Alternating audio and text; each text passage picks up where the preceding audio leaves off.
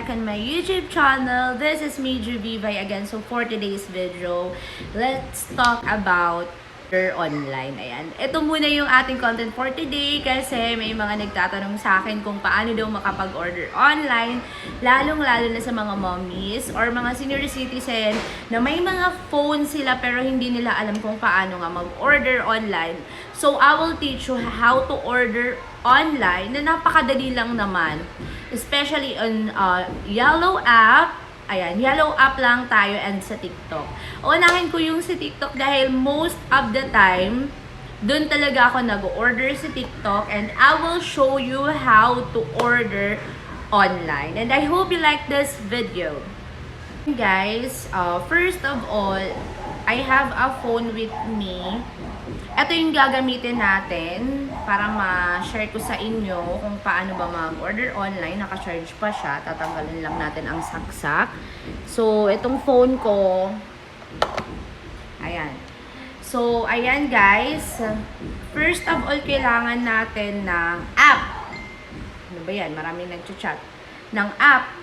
Halata ba? Or masyadong masyado akong mayaman. Mayaman? Ayan. Sige, ipapakita ko na lang to sa inyo using my hand. Tapos para makita ninyo. Dapat magde-download kayo ng app sa phone ninyo. So, let's start. First of all, kailangan may YouTube. Kailangan may TikTok account ka na app. Para makapag-order ka sa online. And ang unang-una mong makapag-download ka ng TikTok account. And then, click mo muna yung profile mo. So, ito yung TikTok account ko. Kung gusto nyo akong i-follow, then i-follow nyo ako. Wow. And then, dito sa baba, makikita mo yan. Pag nakagawa ka na ng account, makikita mo yung home, shop. Ayan, may maglalabas sa'yo na ganyan. And then, ito, makikita mo yung your orders. For example, gusto mo mag-order ka, click mo lang yung shop and then automatically mapupunta ka sa mga shop na gusto mong mag-order. For example, let's say gusto mo mag-order ng Bear Brand na gatas. Pumunta ka lang sa live.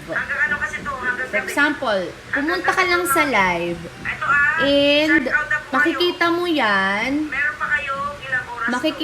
Ayan o, naka-super sale sila. Kasi meron akong less 20%.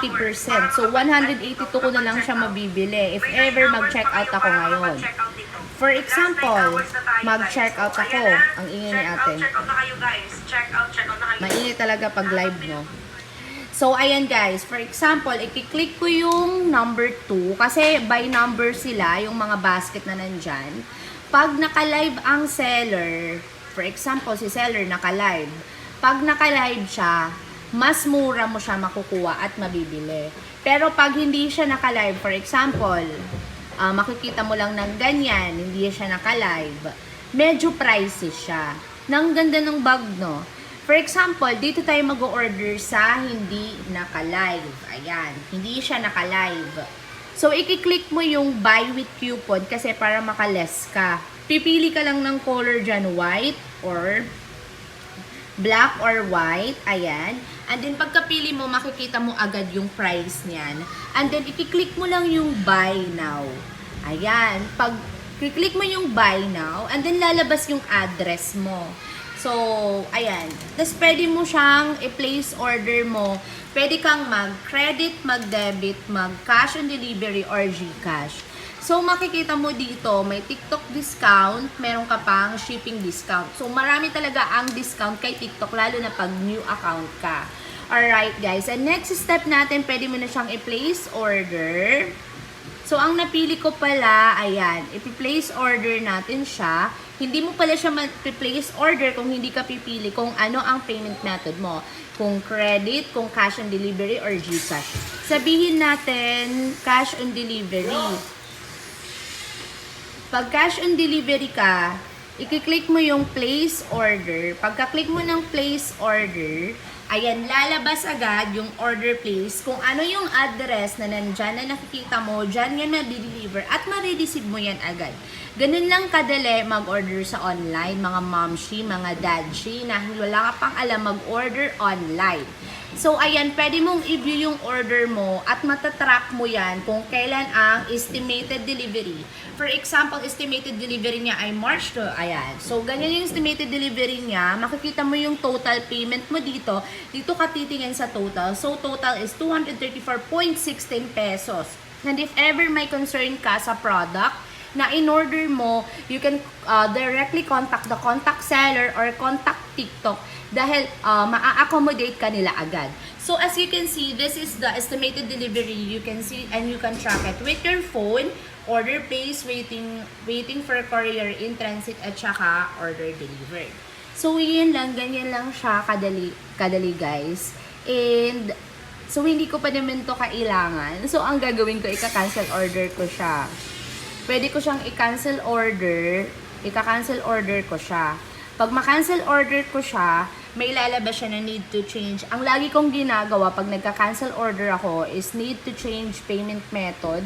And then, i-continue ko lang siya. Tapos, pwedeng maglagay ka ng picture or never. You can continue it para ma-cancel lang siya. So, ayan, nag-cancel order na nga ako. So, makikita mo request, tapos seller, order canceled. So, ipaprocess yan, agad-agad naman niya ma-auto-cancel. Ayan, cancellation successful. Ayan na ha, sana natatandaan nyo. Kung gusto nyong i-track naman yung mga order nyo guys, sa TikTok shop to ha, sa TikTok shop. Actually, bakit sa TikTok shop ako laging nag-order? It's because mas marami akong voucher sa TikTok shop, nakaka-free shipping ako, may less 20% ako, kaya ganun. For example, eto yung mga na-orders ko, ayan, ganyan na yung mga na-orders ko, napakarami na, diba? So, ayan guys, yung mga na-orders ko yan. So,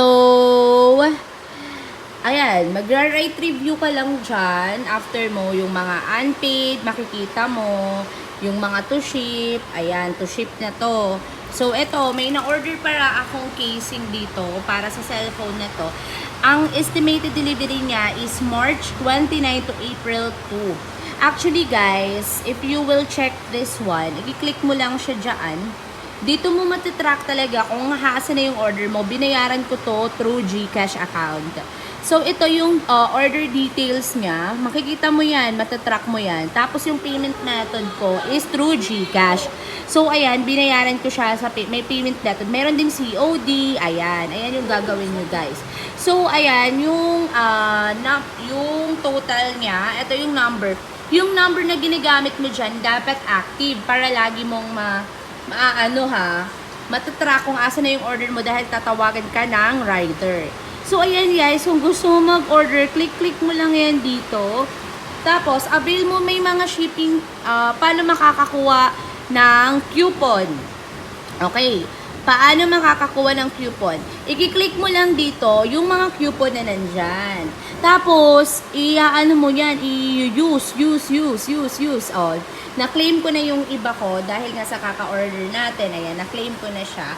So, ayun lang guys, ang maituturo ko dito sa TikTok account. And I hope na meron kayong natutunan paano mag-order. Doon mo nga ma-order yon. Saan? Sa Yellow Basket. Ayan. Pag naka-live siya, click ulit yung shop. Pag naka-live yung seller, maklik-click mo siya. Saan? Dito sa Yellow Basket. Ayan. Para makapag-order ka, i-click mo itong buy or pwede mo muna siyang i-add to cart. Pero yung cart ko kasi puno na. So, kung puno na yung add cart mo, go to cart and then delete. Talaga grabe, no? Delete mo lang. Puro mga ganyan nakikita nyo.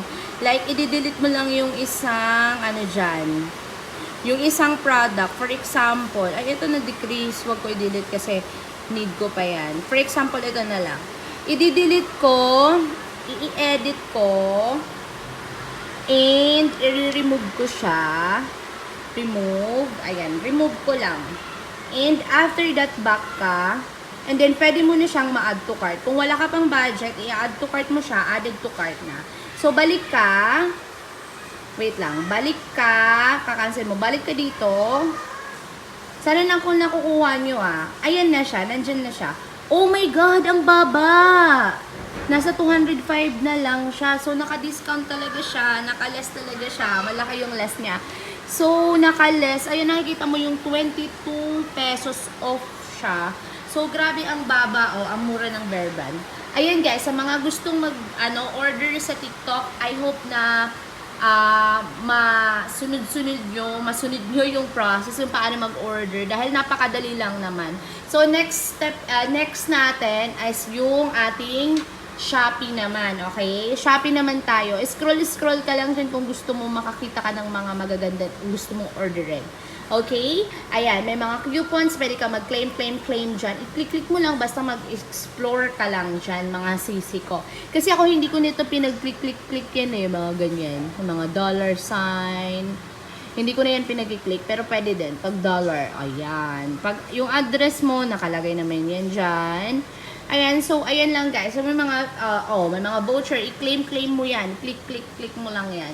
I-claim ko, claim. I couldn't claim, please try again. Baka marami na kasi akong na-claim na voucher, kaya hindi ka na makakapag-claim.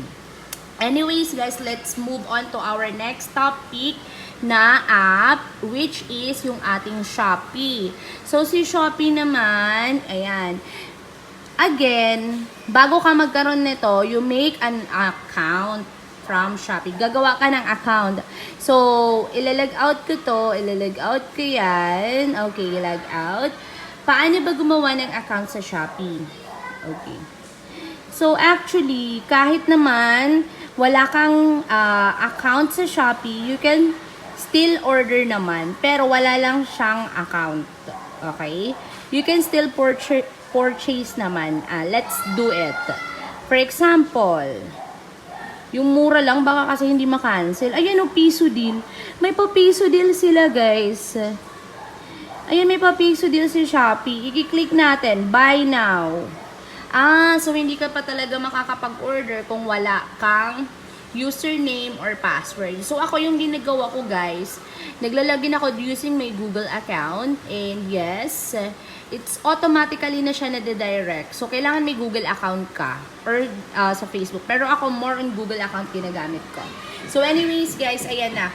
Pwede ko, ba't kanina naka-piso deal siya tapos hindi na siya naka-piso deal? Baka, ano lang yun, design. Anyway, guys, dito naman sa Shopee, if you want to order sa Shopee, guys, it's the same way lang naman. For example, itong earrings, nasa 23 pesos lang. Sige, i-order natin yan. For example, ito, 23. Ibabay ko yan. Pag mabay ko yan, hala, grabe, naka-free shipping. Free shipping siya, sisi ko. Naka-free shipping siya. So, ayan. 23 pesos lang ang babayaran ko. So, i-place order ko siya. Please select option. Okay. Payment. Ba't wala akong COD dito? Meron. Okay, confirm ko yung COD. Hello guys, grabe. Naka-ano siya. Ayan o, pending payment. Wait lang. Bakit naka-pending payment ako?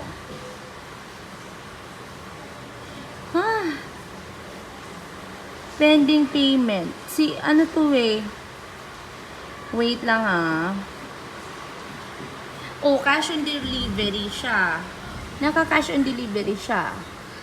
So, ano pa yan ni seller? I-accept pa. Okay, pending pa siya. So, ika-cancel ko lang muna siya Ganun lang naman mag-order. Tapos, same lang. I need to change delivery address. So, same lang siya sa TikTok din. Ayan, nagugulat lang ako dito sa Shopee na to kasi hindi na talaga ako nag-order sa Shopee, which is dati ginagamit ko siya. Pero ngayon, naglaylo na ako, more on TikTok na ako. Anyways, guys, ganun lang mag-order. So, kailangan may Gmail account ka and meron din siyang mga voucher na pwede mong gamitin. Ay, may mga video-video na din siya. Sa home naman, may live din. Yes, may live din siya. So, pwede ka din mag-check out through the live. May yellow basket din. Ayan. May yellow basket din siya. So, you can get an off. Ayan. May yellow basket. Ayan, guys. So, click nyo lang yung mga basket na yan para makapag-order kayo. And I hope, guys, nakaka-catch up nyo yung mga sinasabi ko dito sa aking vlog. para naman makapag-order na kayo online sa mga hindi pa marunong mag-order dyan sa online, ha? Ayan, guys. And may isi-share pa ako. Alam niyo ba na pwede daw may mga Shopee Mall pala dito. Ayan, scroll nyo lang, scroll. And also, guys, sa akin kasi napakarami ng notification. Pwede ka ding mag-refund request basta meron kang Shopee Pay or bank account. Okay? Dahil nag-order ako dito tas hindi siya kinancel ni seller, so yung pera ko na 235, pina-refund ko siya and na-refund siya. 'Di ba? Napakaganda ng mga app na sa social media, yung mga shopping app, dahil nga nare-refund naman yung pera mo. So, trusted naman siya. Pipili ka lang kung anong app. It's either TikTok ka mag-order or sa Shopee. Because me, I have 2 apps. It's TikTok and Shopee. Anyway, guys, okay. I hope you learn from this video. And ask nyo lang ako kung ano pa ang gusto nyong malaman here.